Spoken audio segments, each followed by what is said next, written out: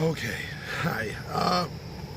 So yesterday's, last night's drop, episode 7, about thoughts about where my bio mom could be, it's got me really thinking about things that were weird when I was a kid. I had these signs that something was off, that I was adopted. And I'm not talking about just, if you remember, in the first video, and I think I mentioned it once or twice since then in passing, but how when I was really, really little, my dad's cousin Maureen mocked me about being adopted, and the family came down on her like a ton of bricks. It's also really weird because she's the only one of my dad's cousins. And when I was talking to my other paternal cousin, Eileen Ann, I mentioned a couple of videos ago, when I was talking to her, we mentioned this, and she had never thought of it this way either. And as soon as I brought it up, it was like a mic drop, you know?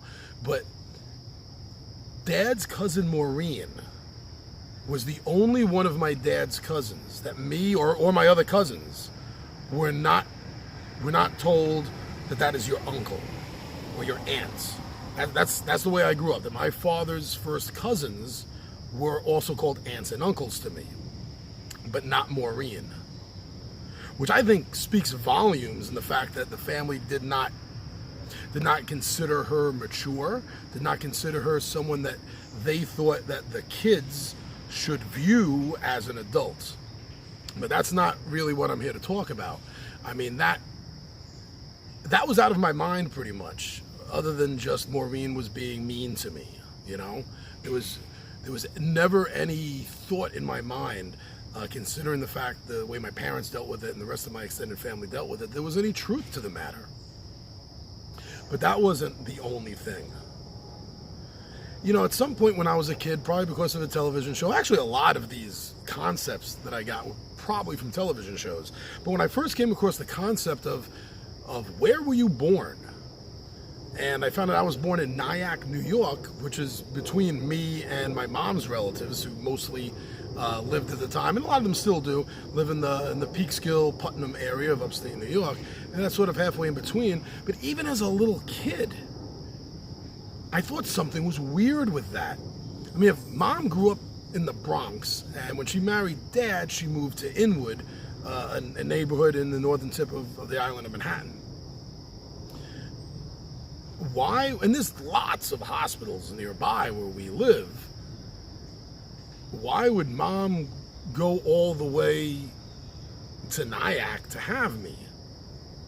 I brought that up once and I caught her by surprise, and her answer was that she was visiting her sister. She was visiting my aunt at the time when she went into contractions with me. Still thought that was weird. Even as a kid, I didn't 100% buy that. But that wasn't the only strange thing. Now, I mentioned also in the first episode that my mom, when I was like 5 or 6, she explained something, well, didn't explain something to me. She told me something. When I asked her if I was ever going to have, or when, actually, I was going to have a brother or sister, considering the fact that with the exception of Anthony, when I was very, very small, he was the only single child I knew. You know, when I got older, I met a couple of others, like my friend Susan, Joanne, but generally speaking, I just thought that whole thing was just weird, the way she explained to me how, you know, a 5 or 6 year old kid, how she had a stillbirth and then a miscarriage, and she couldn't have kids anymore, and she was lucky to have me. So, I mean, I always thought that was a little bit too much information for my age. But maybe I'm just reading into it too much. But another strange thing that my mom swore to her entire life, my father agreed with it, my relatives agreed with it. So I don't think there's much lying going on here. And in fact, when I tell you what it is, why would a mother even say this? Why would she even lie about this? Which to me speaks volumes about the veracity of the truth of this statement. So, again, probably from television or something, I came across the concept a child's first words, you know, and I wanted to know what they were. And I asked my mom what my first words were. Were they mom? Were they dad? You know, in a lot of cases, no is also a child's first words. But that's not what she told me. She told me that my first words, and as I said, everyone backed her on this, so I believe it. She told me my first words weren't mom. They were, hey lady. Hey lady. What baby's first words while referring to its mother is, hey lady? That was another thing that always sat a little funny with me, was that it didn't really make sense. And it still doesn't, in the context of, you know, if I wasn't adopted like my mom wanted me to believe my whole life. Why would a baby call its mother, hey lady? There was something else that, in hindsight, at the time it was a little but not totally weird. So flash forward, I guess I'm about 7 years old, 8 years old. I'm 9? I'm about 8. I think it was about 8. And me and my friend Dennis Waldron, he's down in my apartment. We're in my room. We're playing with toys. We're playing games. Whatever we were playing, we were hanging out, having fun. And the dog started going crazy. I had a golden retriever back then named Queenie. And Queenie started barking. There was someone at the door. My mom gets the door. And there's a stranger. Some man my mom doesn't know. I don't know. Dennis doesn't know. Dad's not home from work yet. And what happened was that, well, he spoke to my mom first, and then he spoke to me. What happened was he was sort of a talent agent who was recruiting students for an acting school here in New York City back in the 70s called Star TV Studios. And apparently one of my mom's friends thought I was perfect for the camera. So she told this agency about me and gave them my mom's the family address, and he came over to speak to us about it. So my mom got all the information she could, and you know, the gentleman left, waited for Dad to come home, and of course I'm all excited. Wow, a chance to be a TV star, a chance to be a movie star, a chance to be an actor. Wow, this is amazing. So Dad comes home, and right away, you know, red flags. You know, my father was never a stupid man at all. He was very, very streetwise. So he looks into it a little bit, asks around. I mean, there was no internet back then, so you couldn't just Google something. You had to actually do footwork. So after about a week of my father looking into this, he can't find anything that's a scam about it. And I wanted to do it. Now, the funny thing is, the reason I bring this up is that when I asked my mom, well, how did this happen? She said, well, a friend of mine thought you'd be good for camera. I asked who, and she wouldn't tell me. I mean, I knew all my mom's friends. I knew all friends from the neighborhood, from the bowling team. You know, my father, like I said, was second generation from the neighborhood himself anyway, so I knew tons and tons of adults that were my parents' friends.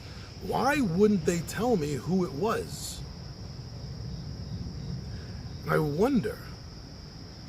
I really do. Was that my bio mom? Was that my bio mom giving them my mom's address, my address, and sending them out there to so she could try to do something for her biological son? Maybe it would have been an easy way to keep tabs on me if I became famous. You know, she'd be able to turn on the TV or go to the movies and go, that's my son. And she'd always be able to keep somewhat, you know, of an eye on me. Because it's really weird that my parents wouldn't tell me who it was that thought I could be an actor, that thought I should take classes for this. Really strange. So there were hints, there were little moments here and there when I was growing up that that in hindsight were definitely red flags to this whole situation. But that's just really weird. Hey, lady. Ooh. You ever even heard of a baby referring to its mother like that? You know, on what limited amount of research that I've done on adoptions, especially adoption at birth, taken at birth. Apparently, doctors and child psychologists, and of course we're going to idle right here, and of course the psychologists, they say that we know, even when we're taken moments right after birth, that we somehow know. And I think I did.